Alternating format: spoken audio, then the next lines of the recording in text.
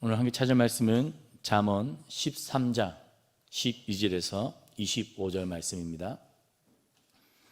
잠언 13장 12절에서 25절 말씀입니다.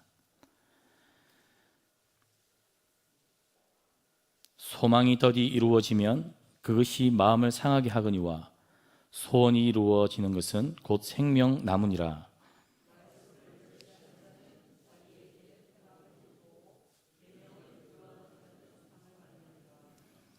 지혜 있는 자의 교훈은 생명의 샘이니 사망의 건물에서 벗어나게 하느니라.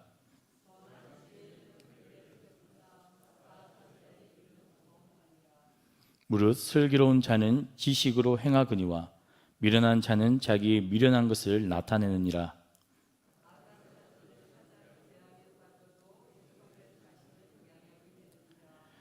훈계를 저버리는 자에게는 궁핍과 수욕이 이르거니와 경계를 받는 자는 존영을 받느니라.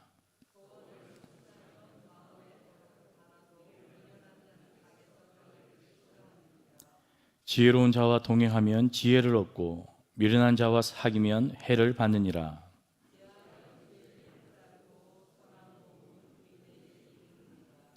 선인은 그 산업을 자자손손에게 끼쳐도 죄인의 재물은 의인을 위하여 쌓이느니라.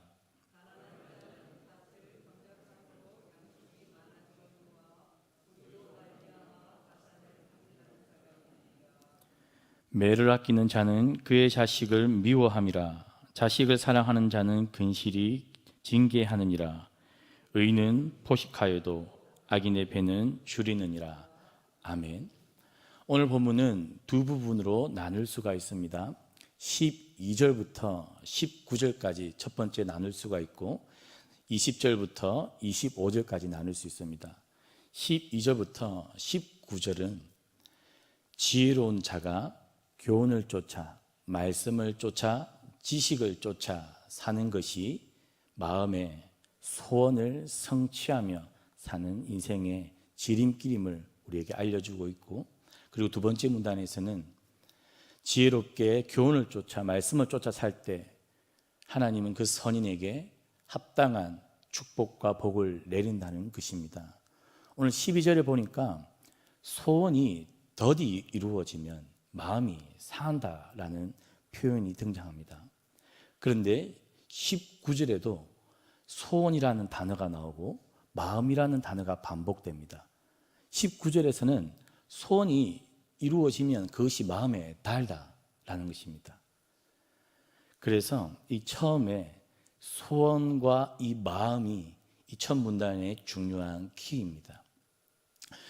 우리 성도님들께서 경험해 보셔서 알 것입니다. 마음에 간절히 원하는 소원, 소망, 하나님께 가지고 있는 그 기도 제목들이 응답될 때 얼마나 인생의 기쁨과 감사가 넘칩니까? 제가 최근에 2명의 젊은이들을 만나 상담을 한 적이 있습니다. 한 젊은이는 4년 동안 공무원 국업 시험을 준비를 하였습니다. 첫 해도 떨어지고 두 번째도 떨어지고 세 번째도 떨어졌습니다.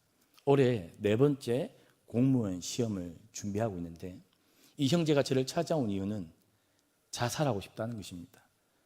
숨이 탁탁 막힌다는 것입니다. 왜 그런고 이야기를 들어보니까 3번의 실패를 반복하면서 시험 치는 그 자체에 대한 두려움과 트라우마가 생긴 것입니다.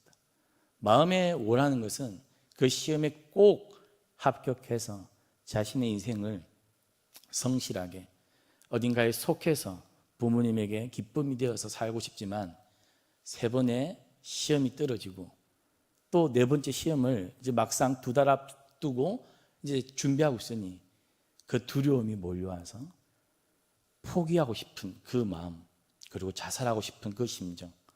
그래서 이 소망이 더디 이루어질 때, 그 소원이 뜻대로 안 될 때 그것이 우리 인생을 얼마나 마음을 상하게 하는지 저는 그 상담을 통해 간접 경험할 수 있었습니다. 또 한 청년이 제게 상담을 요청했습니다. 그것은 다름 아니라 이제 9월에 곧 결혼을 하기로 앞둔 자매입니다.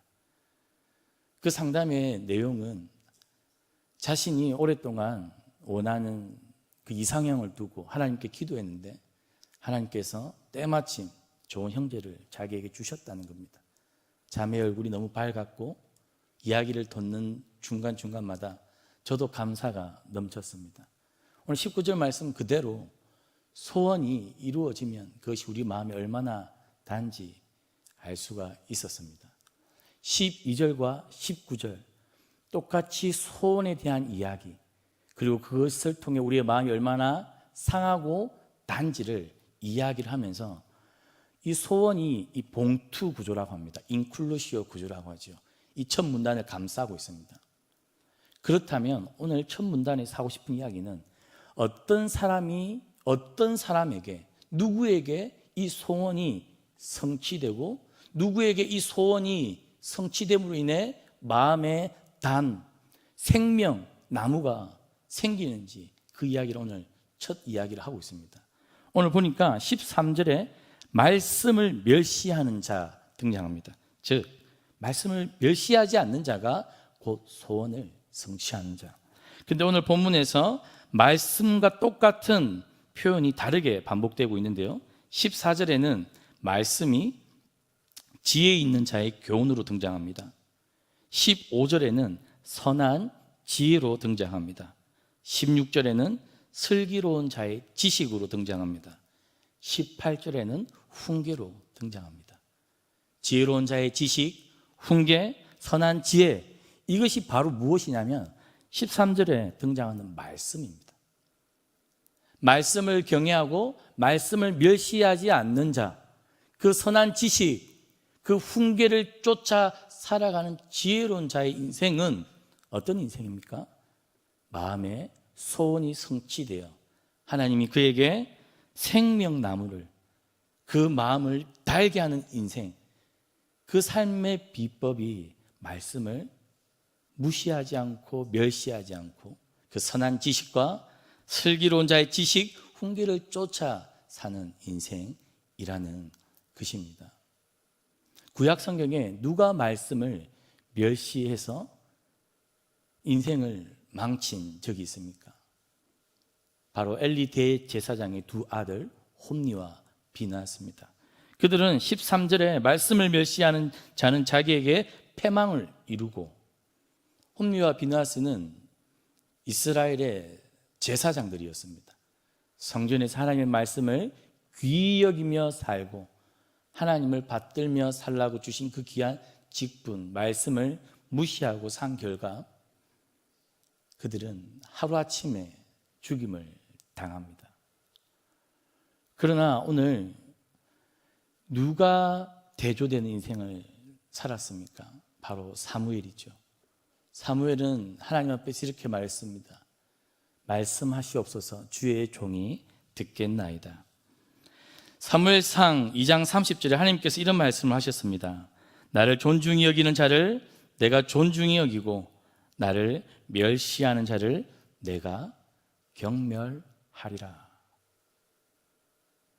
우리가 말씀을, 선한 지식을, 훈계를 귀히 여기며 살아갈 때 하나님은 그 우리 마음의 소원도 하나님 마음에 합당케 하겠지만 그 소원을 달게 하신다고 하셨습니다. 왜 그렇습니까?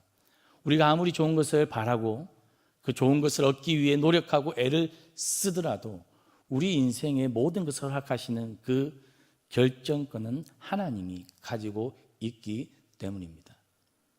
우리가 아무리 준비를 완벽하게 한들, 내가 그것을 소원을 이룰 수 있는 능력을 갖춘들 하나님께서 허락하지 않는다면, 우리가 생각지도 못한 방법으로 하나님은 우리의 소원을 이루시지 않습니다.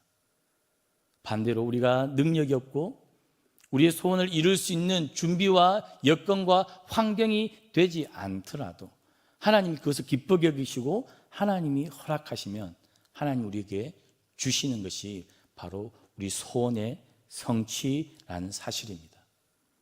그래서 우리는 오늘 이 새벽에도 말씀을 멸시하지 않고 귀히 여기며 살기를 주님의 이름으로 축복합니다. 말씀을 귀히 여기며 사는 방법 중 하나를 오늘 본문에서 우리에게 알려주고 있습니다. 그것은 20절에 등장합니다. 지혜로운 자와 동행하면 지혜를 얻고. 우리가 말씀을 귀히 여기며 살려고 혼자서 아둥바둥 살 때가 많지만 혼자 힘으로 잘 되지 않을 때가 많지 않습니까? 저는 이제 신학대학원을 졸업한 지 10년이 넘어갑니다. 그렇게 공부를 잘하는 편은 아니었지만 신학대학원 3년을 다니는 동안에 계속해서 성적 장학금을 받았습니다. 그 이유는 제가 똑똑해서가 아니라 제가 가장 친했던 형 2명이 있었는데 그 형 2명이 1등, 2등을 하는 형들이었습니다. 그래서 그 형들과 제일 친해서 늘 함께 밥을 먹고 같이 공부를 했습니다. 그러다 보니까 머리 나쁜 저도 3등도 하고 5등도 하고 그렇게 신대원 생활을 했습니다. 저는 운동을 좋아해서 수업이 마치면 교수님들하고 테니스를 치기도 하고 또 축구 저희 학년의 대표 공격수여서 늘 축구를 하러 다녔습니다. 그러면 운동을 하고 씻고 저녁을 먹으면 피곤하고 졸리고 눕고 싶습니다. 자고 싶어요. 그러면 그때 전화가 마침 딱 옵니다. 저랑 친한 형들이 저를 어디로 부를까요? 침대에서 누워 자고 싶은 저를 도서관으로 부릅니다. 공부하라고 오라고 부릅니다. 그러면 저는 자고 싶지만 그 형들 때문에 몸을 일으켜서 또 도서관에 가서 공부를 합니다. 그러다 보니까 저도 공부 못하는 제가 장학금을 받고 그렇게 무사히 졸업을 할 수 있었습니다. 이상하게 하나님께서는 저를 불쌍히 여겼는지 중학교, 고등학교 때도 좋은 친구를 붙여주셨습니다. 최재화라고 하는 친구인데 이 친구는 수능을 칠 때 딱 한 문제를 틀린 친구입니다. 그래서 고등학교 때 이 친구는 무조건 서울대를 보내려고 담임선생님이 기를 쓰면서 제발 서울대를 가라, 신학교를 가지 말고. 그러나 그 친구 고집 때문에 신학교를 갔습니다. 그 친구랑 제일 친했습니다. 그래서 그 친구가 공부를 잘했을 뿐만 아니라 이 친구는 중학교, 고등학교 때도 새벽 기도를 나오는 친구였습니다. 그래서 그 친구 덕에 저도 중고등학생 때 새벽 기도를 나갔고 그 친구가 수업을 마치고 야간 자율학습을 마치고 돌아오면 저녁 10시가 됩니다. 저는 고등학교 1학년 때 선생님이 저에게 물었습니다. 학교를 어디 갈 거냐? 선생님, 저는 고신대 신학과를 갑니다. 그러니까 선생님 저보고 성적이 남는다고 야간 자율학습을 안 나와도 된다고 했습니다. 고3이 되어서도 똑같이 질문을 받았습니다. 학교를 어디 갈 거냐? 고신대 신학교를 갑니다. 그러면 야간 자율학습을 안 해도 되겠다. 그래서 저는 그 시간을 편하게 보냈는데 그 친구가 10시가 되면 교회 앞에 나와서 기도하는 것이었습니다. 그 친구를 따라 저도 중학생 때, 고등학생 때 새벽 기도 나가고 밤에 기도하고 지혜로운 친구를 만남을 통해 하나님은 지혜롭지 않은 사람을 지혜롭게 만드셨습니다. 우리가 지혜를 따라 말씀을 귀히 여기며 살고 싶지만 혼자서는 어려울 때가 있지 않습니까? 우리 성도님들 그제 전도에 대한 이야기를 들었습니다. 혼자 전도하고 싶어도 잘 되지 않을 때 전도팀에 나오면 함께 전도가 가능합니다. 기도하고 싶지만 혼자 기도가 안 될 때 기도 모임에 나와서 함께 기도하면 기도가 됩니다. 저에게 지혜가 없습니까? 하나님을 경외하고 지혜롭게 살고 있는 귀한 성도와 친하게 교제하십시오. 그러면 그 지혜가 나에게 전념이 됩니다. 오늘 잠언은 우리에게 그 방법을 알려줍니다. 지혜로운 자와 동행을 하면 지혜를 얻는다. 나에게 지혜가 없습니까? 그럼 우리는 누구를 따라 동행하면 됩니까? 지혜이신 예수 그리스도를 따라 우리가 동행하며 살면 됩니다. 우리에게 지혜가 부족합니까? 우리에게 지혜를 주시는 성령님과 더불어 우리가 살아가면 됩니다. 내가 똑똑하지 않고 지혜가 없어도 큰 문제가 되지 않습니다. 내 곁에, 내 마음속에 누구와 함께 시간을 보내고 누구와 가까이 더 살고자 하느냐, 그것만 우리가 잘 결정하고 방향을 정하면 됩니다. 우리 주변에 하나님 말씀을 경외하며 살기 위해 애쓰는 사람들이 있습니다. 그 사람들과 함께 좋은 공동체를 이루고 그 공동체 안에 속하면 됩니다. 저는 우리 성도님들이 지혜로운 자와 가까이 살기를 주님의 이름으로 축복합니다. 그래서 오늘 21절, 22절에 보니까 지혜로운 자와 동행하는 자들에게는 선한 보응이 있고 선인은 그 산업을 자자손손에 끼친다. 얼마나 축복의 말씀입니까? 우리가 지혜로운 하나님의 말씀을 따라 사는 것도 우리 인생에 참으로 놀라운 은혜인데, 우리가 그 지혜를 쫓아 살았더니 하나님께서 우리 인생에 선물로 선한 보응도 해주시고 우리 자녀들에게도 하나님께서 그 복을 이어주시겠다라고 약속하십니다. 지혜를 따라 살았더니 우리 인생에 주시는 것이 너무나 많지 않습니까? 그러나 어리석은 자들은 그것을 모른다는 것입니다. 어리석은 자들은 그 모든 것을 반대되는 길로 걷다 보니까 결국에 그 인생은 패망이요 사망의 그물에 잡히는 인생이라는 것입니다. 그래서 오늘 잠언 말씀은 우리에게 마지막으로 교훈하는 것이 있습니다.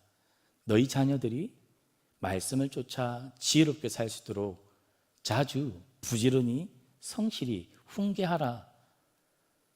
너희 아들들이, 너희 자녀들이 지혜로운 자와 동행하지 않고 어리석은 자들과 함께 인생을 허비하고 산다면 매를 아끼지 말아라. 오늘 그렇게 이야기하고 있습니다. 우리 자녀들이 지혜로운 자들과 동행하고 지혜롭게 사는 그 인생이 너무나 중요하기 때문에 오늘 자녀에 대한 교육 이야기를 하고 있습니다. 앞서 홈리와 비나스 이야기를 했습니다. 엘리 대제사장이 더욱더 엄하게 준엄하게 반복해서 하나님의 교훈을 그 아들들에게 훈계했더라면 사무엘상에 그러한 비극의 이야기가 쓰여지지 않았을 것입니다. 오늘 우리가 우리의 자식들을 주의 말씀과 교훈으로 부지런히 가르치고 있는지 한번 우리의 모습들을 돌아보면 좋겠습니다. 자녀를 말씀으로 훈계하는 것이 쉽지만은 않은 것 같습니다. 그럼에도 불구하고 우리가 지혜롭게 살고 우리의 자녀들이 지혜자와 동행하며 사는 그 복된 인생을 살기 위해 우리 역시 지혜를 쫓아 살고 우리 자녀들에게도 지혜로 교훈하는 주의 백성들이 되기를 주님의 이름으로 축복합니다.